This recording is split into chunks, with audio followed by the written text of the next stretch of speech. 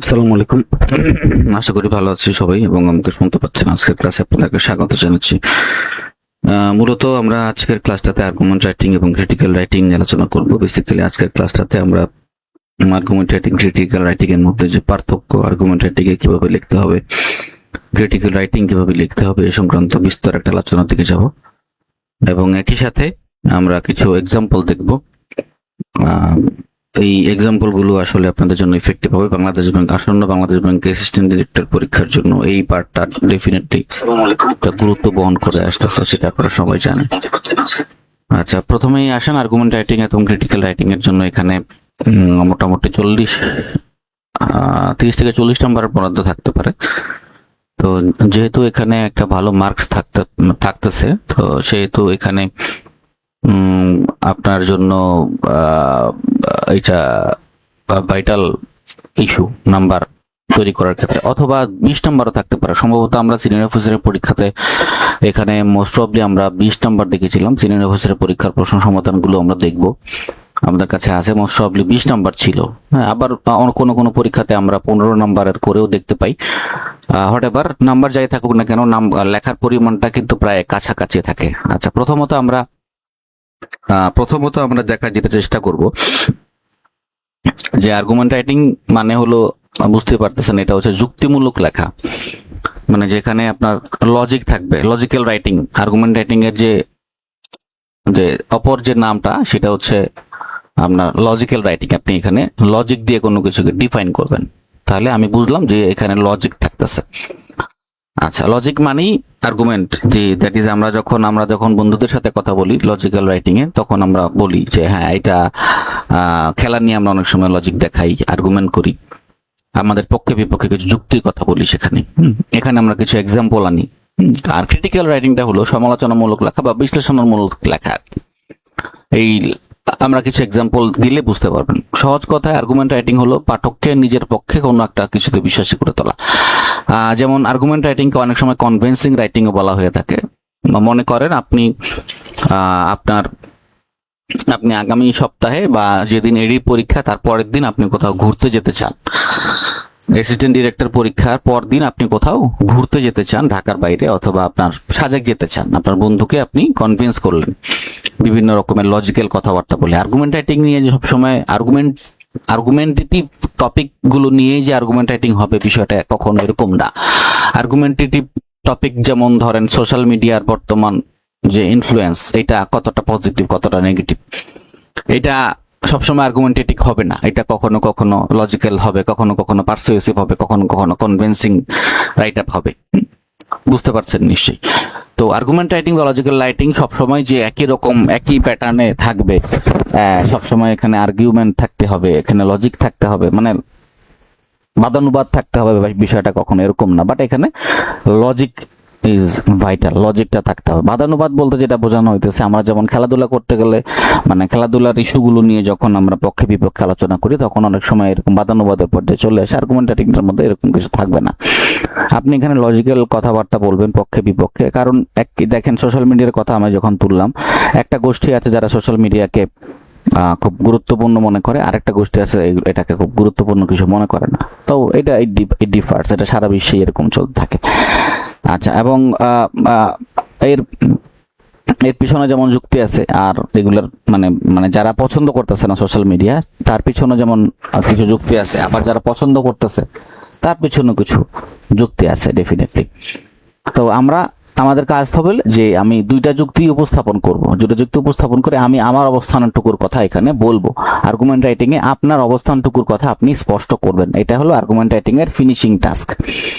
আর critical writing এ আপনার কোন অবস্থানের কথা এখানে বলার দরকার নেই। আপনি এখানে যে টপিকটার কথা বলা হবে সেই টপিকের কথা নিয়ে আপনি সেই টপিকটাকে জাস্ট খালি প্রেজেন্ট করবেন, অ্যানালাইসিস করবেন, অ্যানালিটিক্যাল রাইটিং এর মতো আর কি অনেকটা। আর্গুমেন্ট ক্রিটিক্যাল রাইটিং কে আপনারা অনেক সময় অ্যানালিটিক্যাল রাইটিং এর মতো করে বলতে পারেন। ক্রিটিক্যালকে আমরা ক্রিটিক্যালের অপর নামে আমরা হচ্ছে অ্যানালাইটিক্যাল রাইটিং বলতে পারি, অ্যানালাইটিক্যাল রাইটিং বলতে পারি। যে এখানে আমরা টপিকটাকে অ্যানালাইসিস করতেছি, যে টপিকটার এটা ভালো, টপিকটার এটা খারাপ, টপিকের মধ্যে এটা নাই, টপিকের মধ্যে এটা আছে, আমরা এই কথাগুলো ওখানে আলোচনা করব। আচ্ছা, সহজ কথায় আমি আবারও বলি, আর্গুমেন্ট রাইটিং হলো আপনি যে কথাগুলো বলতেছেন, যেই টপিকের পক্ষে অথবা বিপক্ষে, এটা কেমনভাবে উপস্থাপন করা যাতে করে যারা আপনার লেখা পড়তেছেন বা আপনার কথা শুনছেন তারা যেন বিশ্বাস করে ইউ আর রাইট অর রং।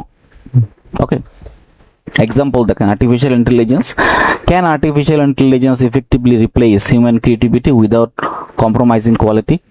মানে কোয়ালিটিকে কম্প্রোমাইজ করে আর্টিফিশিয়াল ইন্টেলিজেন্সকে হিউম্যান ক্রিয়েটিভিটিটাকে ওভারপাস করে ফেলতে পারে কিনা, এরকম এক্সাম্পল। আপনি যদি এটার পক্ষে থাকেন তাহলে পক্ষে কথা বলবেন, যদি বিপক্ষে থাকেন বিপক্ষে বলবেন। Should social media platforms be legally accountable for spreading misinformation? Definitely আমি এটার পক্ষে। এবং একই সাথে artificial intelligence effectively replace human creativity without compromising quality, আমি এটার বিপক্ষে। মানে একটা জিনিস খেয়াল করেন, আমি এটার পক্ষে নই, আমি ডেফিনেটলি এটার এটার অপোজিশনে, আমি এটার অপোজিশনে থাকবো এবং আমি এইটার সেম সাইডে থাকবো। আমি এটা সেম সাইডে থাকবো, কারণ সেম সাইডের আমার যথেষ্ট যুক্তি আছে থাকার পিছনে। এবং আর্গুমেন্ট রাইটিং লেখার ক্ষেত্রে আমরা যেই ভুলটা সবসময় করি, আমরা খুব ইমোশনাল রাইট আপ নিয়ে আলোচনা করি। ধরেন আপনি আর্টিফিশিয়াল ইন্টেলিজেন্সকে আপনি পছন্দ করেন না, আর্টিফিশিয়াল ইন্টেলিজেন্সকে আপনি মোটেও পছন্দ করেন না, সবাই আপনার বন্ধু বান্ধব সবাই জেমিনি এআই এর হেল্প নেয় লেখার জন্য, আপনি কখনো হেল্প নেন না, আপনি কারণ এটাকে আপনি ব্যক্তিগতভাবে পছন্দ করেন। তো ব্যক্তিগতভাবে পছন্দ করেন না আর পরীক্ষার প্রেজেন্টেশন কখনোই একরকম থাকবে না, এটা মাথায় নিতে হবে। এবং আরেকটা ইস্যু, যেই সাইডে গেলে আপনি ভালো লিখতে পারবেন আপনি সেই সাইডে যাবেন। এখানে কখনো চেষ্টা করবেন না যে সমাজে নতুন আইন কানুন প্রতিষ্ঠা করা। আর্গুমেন্ট রাইটিং, লজিক্যাল রাইটিং লিখতে গেলে অনেকের মধ্যে আমি এই ধরনের প্রবণতা দেখতে পেয়েছি যে তারা চাচ্ছে সমাজে নতুন একটা নোশন দাঁড় করাইতে। এইটা ঠিক না, ওইটা ভুল, এটা শুদ্ধ, এই টাইপের কোনো কিছু না। আপনাকে মাথায় রাখতে হবে আপনাকে 15 মিনিট সময় দেওয়া হয়েছে, এর মধ্যে আপনি এই লেখাটা লিখে দিয়ে আসবেন। আপনি আপনার মতো করে প্রেজেন্ট করবেন, আপনার পক্ষে কে থাকলো না, কাকে আপনি বিশ্বাসী করতে পারলেন, কাকে বিশ্বাসী করতে পারলেন না, সেটা নিয়ে মাথা কামানোর কোনো প্রয়োজন নেই। এবং এখানে আপনাকে কোনো মতবাদ প্রতিষ্ঠা করার জন্য নাম্বার দিবে না, আপনাকে নাম্বার দিবে আপনার লেখার জন্য। আপনি কতটা ইউনিক লিখলেন তার উপর ডিপেন্ড করেন, আপনি কত প্রেজেন্টেবল লিখলেন, কত ইনফরমেটিভ লেখা লিখলেন সেটার উপরে ডিপেন্ড করতেছে। দেখেন আর্টিফিশিয়াল ইন্টেলিজেন্সের এখানে যে আমি এক্সাম্পলের কথা বললাম যে artificial intelligence effectively replace human creativity without compromising quality. Quality compromising করে সে কখনো হিউম্যান ক্রিয়েটিভিটিকে রিপ্লেস করতে পারবে না। Quality is the main factor এখানে, তাই তো? এই কারণে আমি এটার অপোজিশন পার্টিতে চলে গেছি, কারণ এখান দিয়ে যথেষ্ট অনেক কিছু লেখা যাবে।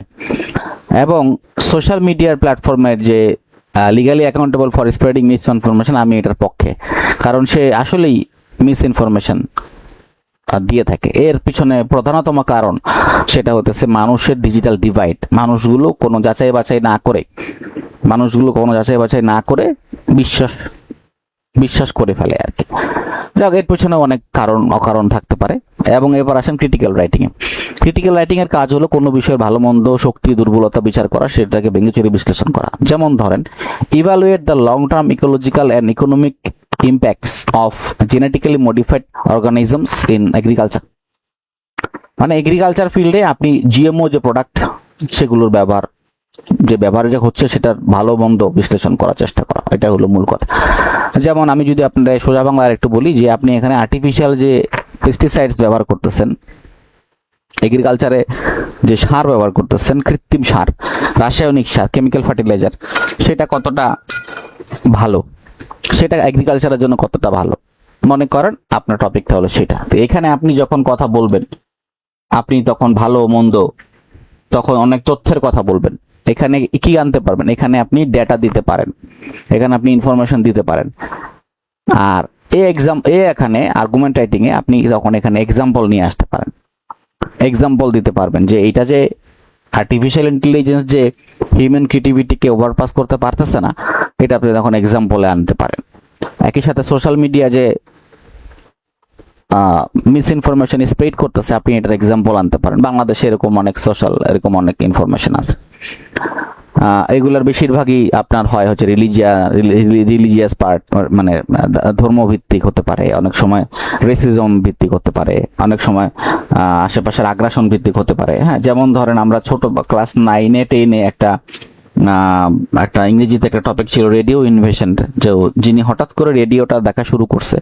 ধরেন ওই দিন এনভায়রনমেন্টটা যেমন বর্তমান এই কয়দিন যাবৎ বাংলাদেশের এনভায়রনমেন্টটা কেমন, যে রাতের বেলা বা ভোর রাতের বেলা বৃষ্টি হচ্ছে, মৃদুমন্দ বাতাস বইছে, আকাশ অন্ধকার থাকতেছে, কেমন যেন একটা কেমন যেন একটা এনভায়রনমেন্ট, ভুতুরে পরিবেশের মতো, মানে আক্রমণাত্মক পরিবেশের মতো এরকম আর কি। তো তিনি হঠাৎ করে রেডিও, রাতের বেলা যখন বাসায় আসলেন বৃষ্টির মধ্যে দিয়ে বাসায় এসে উনি রেডিও ছাড়লেন, এবং রেডিওতে একটা নাটক চলছিল। তো উনি আর বুঝতে পারেন না এটা যে নাটক, কারণ কি উনি একটা এনভায়রনমেন্টকে পাস করে আসছেন। তা ওনার কাছে মনে হলো নিশ্চয়ই মনে হয় পাশের দেশ আক্রমণ করা শুরু করে দিছে। তো মোটামুটি ধরেন আপনি যখন কোনো কিছু শুরু থেকে শুনবেন না, ইন্ট্রোডাকশন থেকে শুনবেন না, জানবেন না, বুঝতে পারবেন না, তখন আপনি যখন এই ডাটাটা ভেরিফাই করবেন না অন্য কাউকে জিজ্ঞেস না করে, আপনি যদি নিজের মধ্যে কোনো রকমের কোনো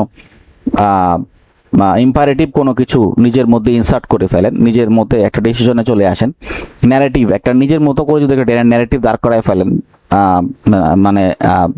after hearing the social media news, তখন এটা ডেফিনেটলি এই মিস ইনফরমেশনটা আপনার মধ্যে যেন ইনস্টল হয়ে যাবে, এবং আপনিও দেখে যাবে যে আরেকজনকে ইনস্টল করা শুরু করছেন। কারণ ওই যে ওই ইনফরমেশনটার ওই গল্পটার মধ্যে আমরা পরে দেখতে পেয়েছি যে তার ওই যে বাচ্চাদেরকে রেখে সে পরে যুদ্ধে চলে যাওয়ার জন্য প্রস্তুতি নিচ্ছিল, অথচ কিন্তু কিছু হয় নাই, এখানে একটা নাটক চলছিল।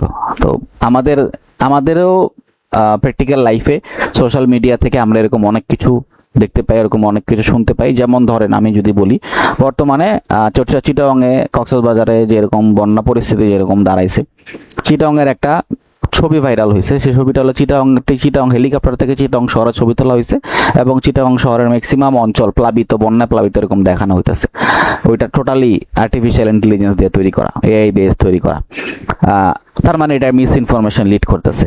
এবং শুধু তাই না, ওই যে আমাদের কিছুদিন আগে যে একটা স্কুলে বিমান দুর্ঘটনা হইতেছিল, মাইলস্টোন স্কুলে, ওই বিমান দুর্ঘটনার কিছু ছবি সোশ্যাল মিডিয়াতে আমরা দেখতে পাইছিলাম। তো সোশ্যাল মিডিয়াতে যে ছবিগুলো দেখতে পাইছি এগুলোর মধ্যে অনেকটুকু আর্টিফিশিয়াল ইন্টেলিজেন্স দিয়ে তৈরি করা, এবং এরা বেশিরভাগ সময় মানুষদের মধ্যে এক ধরনের হিংসাত্মক মনোভাব তৈরি করার জন্য এটা একটা গোষ্ঠী সবসময় করে থাকে। এটা শুধুমাত্র বাংলাদেশে না, আমাদের সারা বিশ্বে এটা চলে থাকে, বিশেষ করে ইউএস ইরানের যুদ্ধেও এটা হয়ে থাকে, এটাও দেখা যায়। তো এর জন্য আমরা যারা সচেতন আছি তারা হয়তো ছবিগুলো বিশ্বাস করি না, কিন্তু যারা সচেতন না তারা কিন্তু ছবিগুলো ঠিকই বিশ্বাস করে, এবং নিজেদের মনের মধ্যে একটা ন্যারেটিভ তৈরি করেন, একটা ন্যারেটিভ ইম্প্যাক্ট তাদের মধ্যে তৈরি হয়ে যায়। এবং এই ন্যারেটিভ ইম্প্যাক্ট যখন তৈরি হয় তাদের মধ্যে, তখন তারা একটা গোষ্ঠীকে ঘৃণা করতে শুরু করে আর একটা গোষ্ঠীকে খুব ভালোবাসতে শুরু করে। তো যার ফলে এবং তাদের মধ্যে কোনো রকমের বিচার বিশ্লেষণ থাকতেছে না, এবং এই বর্তমান পৃথিবীতে এরকম কোনো সিচুয়েশন আসা সম্ভব না যে আপনি একাধারে সমস্ত কিছু দেখে তারপরে বিশ্বাস করবেন। কিছু কিছু সিনারিও আপনাকে শুনে বিশ্বাস করতে হবে, কিছু সিনারিও আপনাকে গল্পের ছলে শুনে তারপরে অথবা সিনেমাতে দেখে বিশ্বাস করতে হবে। সবকিছু তো প্র্যাকটিক্যালি মানুষের পক্ষে দেখা সম্ভব না, তাই না? তো সেই হিসাবে এই আর্টিফিশিয়াল ইন্টেলিজেন্স এবং সোশ্যাল মিডিয়া প্ল্যাটফর্ম আমাদেরকে এভাবে নানা রকম ভাবে ইম্প্যাক্ট করে। আমরা বিভিন্ন এক্সাম্পলের মাধ্যমে কথাগুলা তুলে ধরতে পারি, আমি সেই কথাগুলো এখানে বললাম। আবার যখন ক্রিটিক্যাল রাইটিং এ যখন আপনি লিখবেন, ডিটেইলস দেখেন evaluate long term ecological and economic impacts of genetically modified organisms in the এগ্রিকালচারে যখন আপনি জেনেটিক্যালি মডিফাইড অর্গানিজম নিয়ে আসবেন, আপনাকে জেনেটিক্যালি মডিফাইড অর্গানিজমের কথা আসতে হবে, যেখানে আসলে কেমিক্যালের একটা ইউজ করা হয়। এখানে ফার্টিলাইজার আসতে পারে, পেস্টিসাইড থাকতে পারে। এখানে যেমন জিএমও একটা আমরা দেখতে পাই যে দই তৈরি করার ক্ষেত্রে ফার্মেন্টেড কিছু দই আছে যেগুলো প্রাকৃতিক উপায়ে তৈরি করা হয় না, সেগুলো কেমিক্যালের মাধ্যমে তৈরি করা হয়। এবং এগুলোর একটা সুবিধা এবং অসুবিধা দুইটাই আছে। যেমন আমি যদি আপনাদেরকে বাংলাদেশের ব্রয়লার মুরগির কথা চিন্তা করি, যে যদি বাংলাদেশে ব্রয়লার মুরগি না আসতো, বা এটার যদি এরকম বাজারজাত এভাবে করে না হইতো, দাম যদি মানুষের হাতের নাগালে না থাকতো, তাহলে কিন্তু মানুষ প্রাণীজ আমিষ থেকে বঞ্চিত হইতো। এবং পৃথিবীর বেশিরভাগ দেশেই কিন্তু মুরগির যেই ফুডটা, মুরগির মাংসের যে মেটটা, সেটা সব ব্রয়লার থেকে। আমাদের দেশেই এখন মুরগিগুলা বিভিন্ন রকমের বিভিন্ন ক্যাটাগরির মধ্যে আসছে। দেশি মুরগি আসছে, পাকিস্তানি মুরগি আসছে, সোনালী মুরগি আসছে। আমাদের দেশি ক্যাটাগরিগুলো ঠিক এমন, বাট অন্য বহির্বিশ্বে কিন্তু বিষয়টা এরকম না। ওরা কিন্তু এরকম খাঁচায় পালন করে, ডিম ওইভাবেই পালিত হয় ওদের। যদিও ওদের দেশের জিএমওর যে ফুড প্রোডাক্ট প্রোডাকশন, তারপরে ফুড কোয়ালিটি কিছুটা ডিফার করে, বাট এটার একটা ইকোনমিক ইম্প্যাক্টটা কিন্তু পজিটিভ। আর লং টার্ম ইকোলজিক্যাল ইম্প্যাক্টের কথা যদি চিন্তা করেন, এখানে কিন্তু যেহেতু আমি পক্ষে যাচ্ছি না বিপক্ষে যাচ্ছি না, তাহলে এখানে আমি এটার ভালো মন্দ দুইটাই আমি বলবো। ভালো একদিক দিয়ে যে যেহেতু বাংলাদেশ একটা ওভার পপুলাস কান্ট্রি, সেই হিসাবে আমাদের একটা বড় চ্যালেঞ্জ হইতেছে কিভাবে এত সংখ্যক মানুষকে খাবার খাওয়াবো, কিভাবে এত সংখ্যক মানুষের পুষ্টি চাহিদা পূরণ করব। তো পুষ্টি চাহিদা পূরণ করার ক্ষেত্রে ডেফিনেটলি আমাদেরকে বাল্ক প্রোডাকশনে যেতে হবে। তো বাল্ক প্রোডাকশনে যাওয়ার জন্য ডেফিনেটলি আমাকে এরকম কিছু খাদ্য আইটেম, ফুড আইটেম বেছে নিতে হবে যেগুলোর প্রোডাকশন ভ্যালু অনেক ভালো এবং লেস কম্প্রোমাইজিং অন দা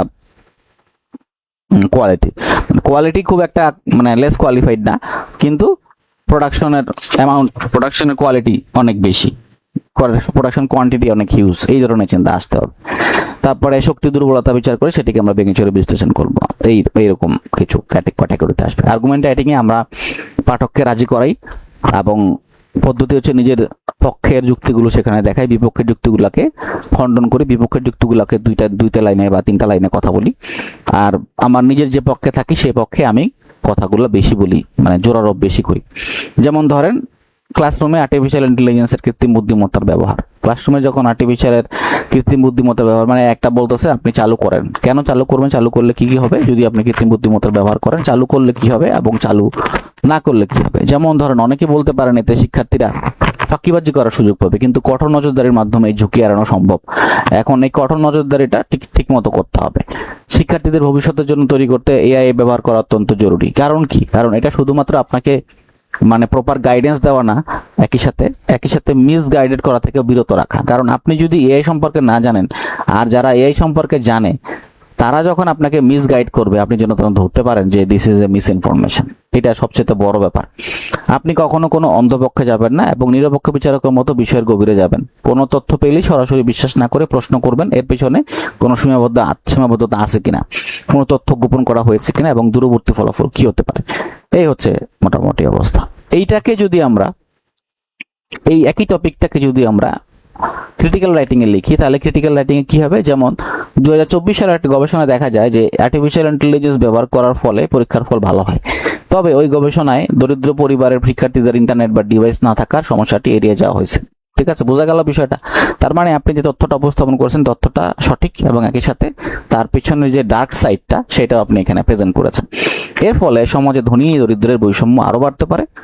এটার একটা long term impact, that is the ধনী দারিদ্রের বৈষম্য আরো বাড়তে পারে। এবং যে কোনো টপিকের একটা long term impact is that, সেটা হলো ইনইকুয়ালিটি ইনক্রিজ করা। সবসময় যে কোনো টপিকের সাথে আপনি এটাকে স্যুট করাইতে পারবেন। তাছাড়া সবসময় আর্টিফিশিয়াল ইন্টেলিজেন্সের উপর নির্ভর করলে শিক্ষার্থীদের নিজস্ব চিন্তা শক্তি এবং সমস্যা সমাধানের ক্ষমতা কমে যাওয়ার ঝুঁকি থাকে। তাই এই প্রযুক্তি ব্যবহারের আগে এর সুফলের পাশাপাশি দীর্ঘমেয়াদী ক্ষতিগুলো খতিয়ে দেখা দরকার। লাস্ট পর্যন্ত দেখেন, that is one kind of TV reporting বা নিউজ রিপোর্টিং। যেমন যারা এখন বর্তমানে ফ্লাড নিয়ে রিপোর্ট করতেছে তারা অনেকেই এরকম বলে যে অতি সত্বর এই বন্যা দুর্গত এলাকায় ত্রাণের ব্যবস্থা করা উচিত। তারা নিজেদের একটা ইম্পারেটিভ কথাবার্তা বলে দেয়। সেটা তাদের সাংবাদিকরা কি করে? সাংবাদিকরা তার নিজের কথাটাই আরেকজনের মাধ্যমে উপস্থাপন করায়। দ্যাট ইজ যে এখানে সে যদি কোনো বন্যা দুর্গত এলাকায় না যায়, তাহলে তো বন্যা দুর্গত এলাকা সম্পর্কে বুঝতে পারবে না। সে যদি কোনো বন্যা প্লাবিত লোকদের সাক্ষাৎকার না নেয়, তাইলে কি সে তাদের ক্রাইসিস সম্পর্কে বুঝতে পারবে? সে নিজে চাক্ষুষ পরিদর্শন করে যতটুকু বুঝতে পারলো ততটুকু সে ন্যারেটিভ আকারে দাঁড় করাই দিল। কিন্তু সে যখন কারোর সাথে করেসপন্ড করবে, কথা বলবে, তখন সে আবার কার সাথে কথা বলবে? ধরেন এর মধ্যে যার সাথে সে কথা বলতেছে, যে বন্যা দুর্গত যারা আছেন, বন্যা প্লাবিত যাদের সাথে কথা বলতেছেন, এর মধ্যে মনে করেন একজন আছে যে কারোর সাথে তার সাথে কথা বলতে চায় না, সে মিডিয়া পছন্দ করে না। এখন সে যদি তাকে বলে দূরে মিডিয়া ভালো না, মিডিয়ার কথা আমরা শুনবো না, আপনি চলে যান, সে কি রিপোর্টে এই কথাটা আনবে? সে তো রিপোর্টে ডেফিনেটলি এটা আনবে না, সে এটা ইগনোর করবে।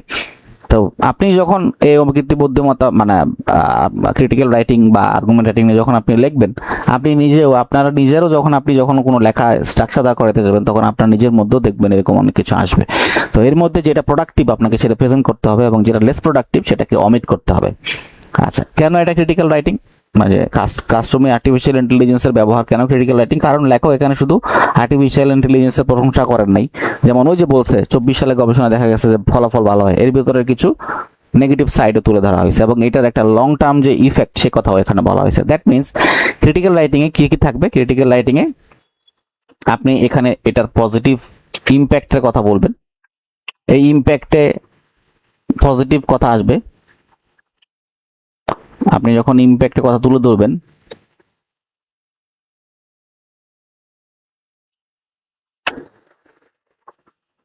পজিটিভ কথা আসবে এবং নেগেটিভ কথা আসবে। তারপর এটার একটা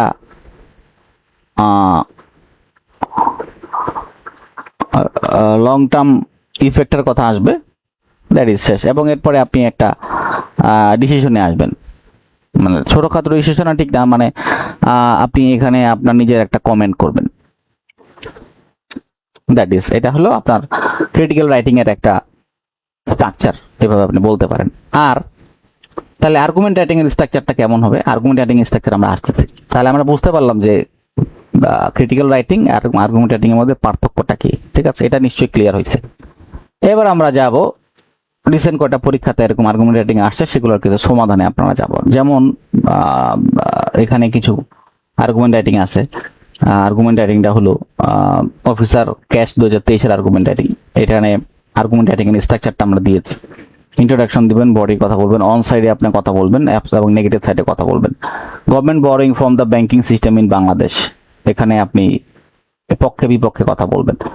government borrowing in banking system in Bangladesh, banking system থেকে গভর্নমেন্ট বরোইং করলে আসলে কি হয়। এবং ব্যাংক লোনটা বেসিক্যালি দুই রকম হয়, গভর্নমেন্টের বরোইং দুই রকম, একটা ডোমেস্টিক বরোইং আর একটা হচ্ছে ফরেন বরোইং। ডোমেস্টিক বরোইংটা হলো মূলত ব্যাংকিং সিস্টেমের বরোইং থেকে আনা হচ্ছে। এবং এখানে গভর্নমেন্ট যেই বড় ধার করতেছে, ধারগুলো কেন করতেছে? গভর্নমেন্ট এই ধারগুলো করতেছে অনেকটা আপনার যে ডেভেলপমেন্ট প্রজেক্টগুলো আছে সেগুলার দেশীয় খরচ মেটানোর জন্য, আর বিদেশি খরচ মেটানোর জন্য ফরেন লোন নেওয়া হয়, রেমিটেন্স থেকে টাকা দিয়ে সেটাকে পরিশোধ করা হয়। আর ডোমেস্টিক যে খরচগুলো আছে সেই খরচগুলো নিয়েই সেই খরচগুলো মেটানোর জন্য ডোমেস্টিক লোন নেওয়া হয় মূলত। ডোমেস্টিক লোন, কারণ ডোমেস্টিক লোন নেওয়া হবে হলো টাকায়, বাংলাদেশের কারেন্সিতে। বাংলাদেশের কারেন্সিতে যখন লোন নেওয়া হবে, দ্যাট মিনস আপনি যখন বাংলাদেশের কারেন্সিতে লোন নিতেছেন তার মানে আপনি টাকায় লোন নিতেছেন। এবং এটার প্রয়োজনটা মিট আপ করবেন কিভাবে? আপনি টাকা দিয়ে মিট আপ করবেন। কেন মিট আপ করবেন? আপনার দেশীয় কোনো গভর্নমেন্টের কোনো বডি থেকে যেই বরোইং আছে সেটা আপনি মিট আপ করার জন্য ডোমেস্টিক বরোইং, মানে যে দেশীয় যে এক্সপেন্সগুলো আছে সেগুলোকে মিট আপ করার জন্য আপনি বরোইংটা করবেন।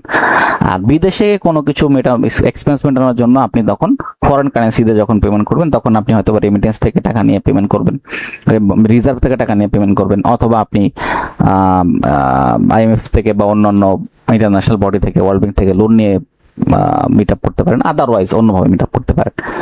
তো এখন এটার এক সুবিধা কি অসুবিধা কি? আপনি এটার পক্ষে না বিপক্ষে? আমি এটার পক্ষে।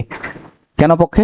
কারণ আমি যে ডেভেলপমেন্ট অ্যাক্টিভিটিস যেগুলো আছে সেগুলো ছাড়া ডেভেলপমেন্ট হবে না। তাহলে তো মানুষ এদের যেই ডেভেলপমেন্ট অ্যাক্টিভিটিস গুলোতে যদি শার্পলি রান করতে হয় তাহলে আমাকে এটা বরোইং করতে হবে, কারণ টাকা সরকারের কাছে টাকা নেই। কেন নেই? কারণ সরকার যেভাবে করে আয় করে, যেমন রেভিনিউ আর্নিংস আছে, তারপরে হলো সঞ্চয়পত্র ক্রয় আছে, বন্ডের ক্রয় আছে, এগুলো থেকে সরকারের যে আয়টা আছে, যতটুকু আয় হওয়ার কথা বাজেটে, সেই আয়টা অনুযায়ী সরকার এটা মিটিগেট করতে পারে না, সেটা সাফিসিয়েন্ট না। এই কারণে বরোইংটা প্রয়োজন আছে। এবং বরোইং এর কিছু পজিটিভ সাইড আছে। পজিটিভ সাইড আছে ইনফ্রাস্ট্রাকচারাল ফাইন্যান্সিং হচ্ছে, control the short revenue collection risk. এবং যে শর্ট রেভিনিউর জন্য সরকারের যে টার্গেট আছে, যে টার্গেট তারা নিজেরা সেট আপ করেছে, এটা তো যখন মিট আপ করতে পারে না তখন কিভাবে সেটা মিট আপ করবে? তখন এটাকে ব্যাকআপ দিবে কিভাবে? ব্যাকআপ দেওয়ার জন্য বেসিক্যালি বরোইংটা নিয়ে থাকে। Avoids exchange rate risk. এবং এক্সচেঞ্জ রেট রিস্ক যেহেতু এটা ফরেন কারেন্সির সাথে ডিল করে, আপনি যখন এটা ফরেন কারেন্সিতে মিট আপ করতে যাবেন তখন এটা কি হবে? আমাদের এক্সচেঞ্জ রেটের একটা ব্যাপার আছে। তো যার কারণে এটা সেই দিকে না যায় আমরা মানে ডোমেস্টিক বরোইং দিয়ে ডোমেস্টিক বড় থেকে কাজ করে। নেগেটিভ ইম্প্যাক্ট হচ্ছে হাই ইনফ্লেশন হয় মানিতে, তারপরে হায়ার মার্কেট রেট আছে। মানে সাধারণত ডোমেস্টিক বরোইং এ গভর্নমেন্টকে অনেক বেশি টাকা দিতে হয়, মানে গভর্নমেন্টকে অনেক বেশি সুদ কিস্তি এগুলো পেমেন্ট করতে হয়। লিকুইডিটি ক্রাইসিস তৈরি হতে পারে, কারণ আপনি যখন একাধারে অনেকগুলো ব্যাংকে যেরকম ক্রাইসিস তৈরি হয়েছে এটা গভর্নমেন্ট বরোইং এর কারণেও হতে পারে। ইনক্রিজ মানি সাপ্লাই যদি বেড়ে যায় তখন অবশ্যই ডেফিনেটলি ইনফ্লেশন রাইজ করে, ইন্টারেস্ট রেট ভোলাটিলিটি হয়, রিঅ্যালোকেটস এক্সিস্টিং মানি। তো এরকম to maintain the healthy balance the government must focus on expanding the tax base. কিন্তু আমরা এখানে একটা পরামর্শ গভর্নমেন্টকে দিতে পারি যে আমরা যদি ডোমেস্টিক বরোয়িংটা নিয়ে আর একটু ইফেক্টিভলি ভাবি, সেখানে আমাদেরকে ট্যাক্সের যে বেসমেন্টটা সেটা এক্সপান্ড করতে হবে, activity in the bond market বাড়াইতে হবে, প্রজেক্টের এফিসিয়েন্সি আরো বাড়াইতে হবে, এবং প্রজেক্ট থেকে যত দ্রুত ইনকাম রেজ করা যায় তত ভালো হবে। যেমন ধরেন পদ্মা সেতু, এখান থেকে যদি আপনি যত দ্রুত ইনকাম নিয়ে আসবেন জিডিপিতে, সে তত বেশি হিট করবে, তত বেশি এইটা থেকে যে সুফল, সেই সুফলটা আমরা আস্তে আস্তে পেতে থাকবো। আচ্ছা, এবার আসেন আমাদের এই যে সাম্প্রতিক সময় সিনিয়র অফিসার পরীক্ষাটা হয়ে গেল।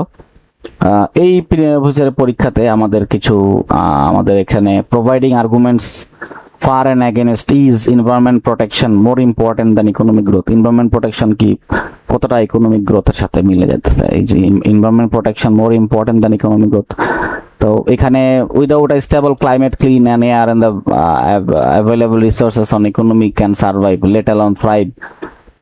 However, economic growth provides the capital and the technological innovation required to fund large-scale ecological conservation.